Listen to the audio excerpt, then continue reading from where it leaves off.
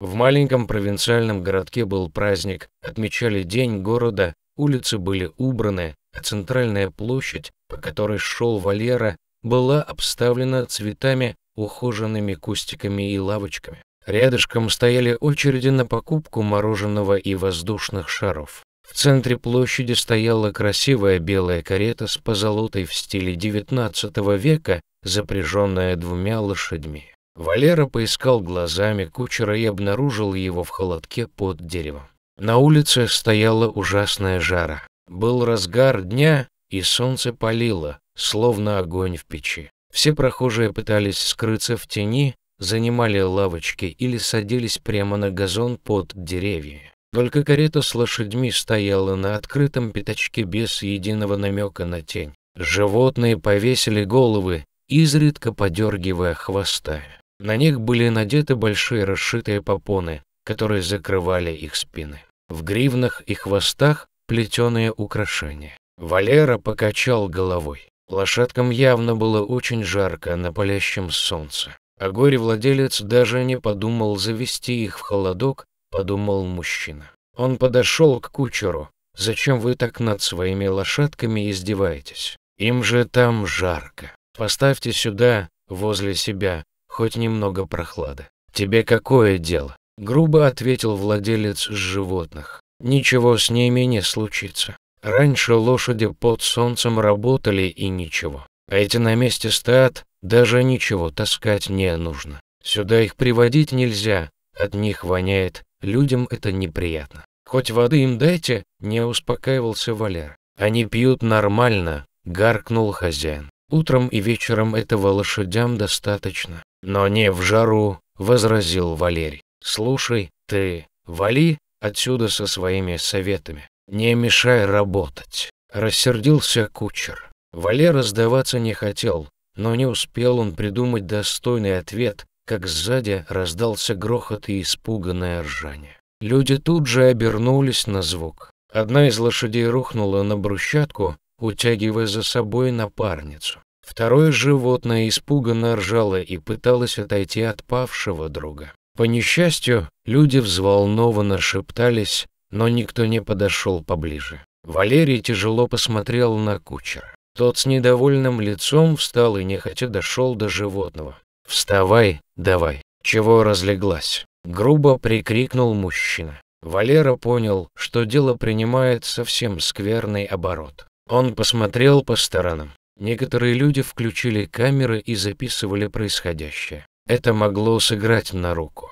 На всякий случай неравнодушный человек достал и свой телефон, включил запись. После чего подошел поближе. «Она не встанет. Лошади срочно нужна вода, распорядитесь. Снимите эти жаркие тряпки, отведите в тень. Не учи меня, что делать с моим имуществом», — заорал кучер. Он схватил палку и принялся избивать лошадь, чтобы та поднялась. Но лошадь только подрагивала под ударами, сил встать у нее не было. «Что вы делаете? Вы же ее угробите!» — закричал кто-то из наблюдавших толпы. «Вас забыл спросить?» — огрызнулся кучер. «Она просто придуривается. Сейчас получит хорошенько и поднимется. Не впервой». Валерий не выдержал и перехватил палку. Кучер разозлился еще сильнее, и теперь прилетело уже защитнику. Тут, наконец, очнулись наблюдатели. К карете поспешили люди. Со всех сторон мужчины оттянули кучера, забрали у него палку. Кто-то принес бутылку воды. Валера помог залить жидкость лошади в рот. Животное жадно глотнуло и распахнуло на людей печальные глаза. Толпа возмущалась жестокостью владельца животных. Постепенно ажиотаж спадал, люди разбредались в разные стороны. Кучера отпустили. Он сверкал злыми глазами, но больше в драку не лез. Валерий невольно перенесся мыслями в воспоминания из детства. Тогда он уже видел подобное. Семья отдыхала на море. Валера с удовольствием купался весь день, а вечером гулял с родителями по небольшой набережной. Короткая улочка была до отказа набита продавцами сувениров, сладкой ваты и холодных напитков. На одной лавке всем желающим предлагали сделать фото с настоящим крокодилом. Чуть дальше толпа собралась вокруг обезьяны, одетой в смешные штанишки. А почти в самом конце стояла лошадь. Валера, как завороженный, смотрел на нее уже второй день подряд, но у родителей не было денег, чтобы прокатить сына. Поэтому мальчику оставалось только наблюдать. Он видел, как катались другие, и дети, и взрослые, когда их везли вдоль моря. Лошадь шла неторопливо, словно ей было тяжело. Огромные бока плотно стягивало седло, впиваясь ремешками в шкуру. Сначала Валера подумал, что животное перекормлено, но мама объяснила, что у лошадки скоро появится жеребенок. В очередной вечер лошадь снова возила людей. На нее взобралась тучная тетка. Животное просело под большим весом. Валерию было жалко лошадку. Он замиранием сердца следил, как она тяжело передвигает ноги, а потом животное резко остановилось и громко заржало. Люди заинтересованно оборачивались. Ржание было необычное, какое-то особое, словно от боли. Женщина испугалась и принялась кричать, чтобы ее сняли. Хозяину отдавать деньги за катание не хотелось, поэтому он убеждал клиентку, что все нормально. Лошадь тяжело дышала, не двигаясь с места, но ее изо всех сил тянули вперед. Очень тяжело животное сделало несколько шагов, а потом снова замерло и заржало. О том, что происходит, Валера догадался не сразу.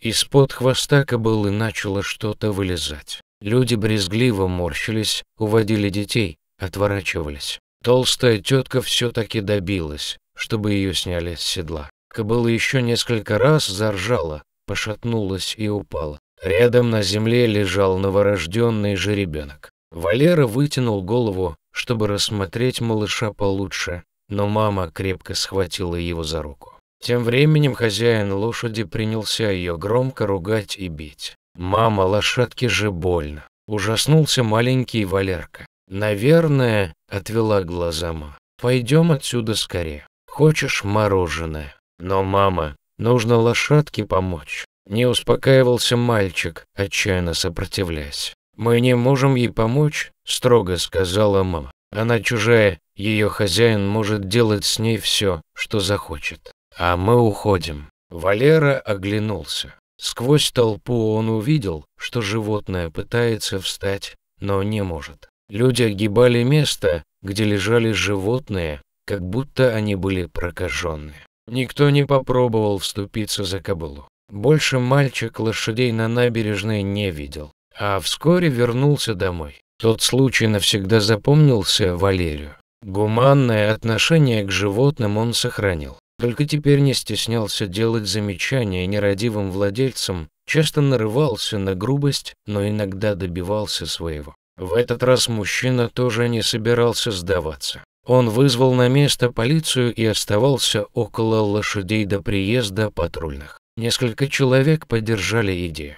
Кто-то сбегал, купил еще воды для лошадей. Непонятно, откуда приволокли большое полотно и закрыли упавшее животное от солнца. Пока ждали полицейских, люди чуть сами не попадали на голые площади под палящим солнцем. Владелец животных порывался поднять упавшую лошадь, но толпа не дала ему подойти. Кучер кричал, что вызовет полицию. А когда узнал, что патрульные вот-вот прибудут, радостно потер ладони. Он был уверен, что толпу накажут. Но что-то пошло не так. Полицейских сразу же обступили люди, наперебой рассказывая о жестоком обращении. Показали несколько видео с разных ракурсов. «Вы готовы писать заявление и давать показания?» Спросили полицейские. Несколько человек согласились. Какой-то студент даже нашел в своей сумке листок и собрал подписи окружающих, подтверждающие, что они лично видели издевательство над животными. «Да что вы сделаете?» — негодовал кучер. «Это мои животные, мои. Никто не будет указывать, как мне обращаться с ними. Законодательством предусмотрена ответственность за жестокое обращение с животными», — уведомил его полицейский. «А если кто-то из невольных наблюдателей получил психологическую травму, то им должны будете», — заметила его напарница. Такой оборот испугал владельца. Он схватил свою сумку и торопливо растворился в толпе. Когда полицейские хотели задать ему вопросы, никого поблизости не нашли. Куда девать лошадей, никто не знал, но от солнца нужно было вывести хотя бы ту, которая еще стояла на ногах. Пока одни судорожно искали в интернете, куда пристроить животных, другие создавали тень и поили несчастного зверя. Валера с еще одним парнем взялись за ремешки на второй кобыле. Незнающим людям довольно сложно правильно снять упряжь. Мужчины чуть все не стащили, но в последний момент оставили уздечку. Как только с лошади упала попона, она облегченно выдохнула. Животное подвели к фонтану, другой воды в округе не было. Но кобыла ей эту воду пила с жадностью. Потом ее привязали к лавке в густой тени деревьев. Упавшую лошадь тоже освободили от пут и украшений. Подростки охотно набирали воду из фонтанов бутылками и обливали животное, чтобы ему было не так жарко. Всю амуницию закинули в карету. Полиция вызвала эвакуатор, и карету увезли на штрафстоянку. Людям удалось найти конный клуб рядом с городом, который согласился на неделю приютить животных. Вскоре на площадь заехала машина с прицепом для перевозки лошадей. Для подъема лежащей кобылы пришлось вызывать коммунальщиков с автокраном.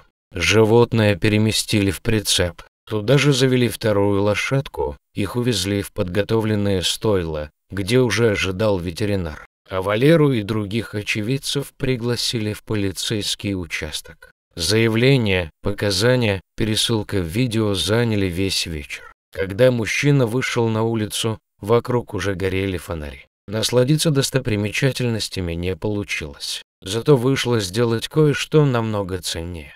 На следующий день мужчина уезжал в другой город, но он не мог не заглянуть в конный клуб. Лошади отдыхали под деревьями в густой траве около реки. Одна из них свободно прогуливалась по загону, а другая лежала, но выглядела намного лучше, чем на площади. Она так и не встает. Спросил Валера. Встает, но ноги трусятся, ответили ему. Сюда дошла, а это сотни метров от конюшен. Теперь пусть отдыхает. Ветеринары и утром смотрели, и вечером придут. Очень вовремя ее забрали. Тепловой удар, обезвоживание. Там, на площади без тени, ее кровь бы вскоре закипела, и животное бы погибло. Через несколько недель Валере попалась новость о прокате лошадей в том самом городе.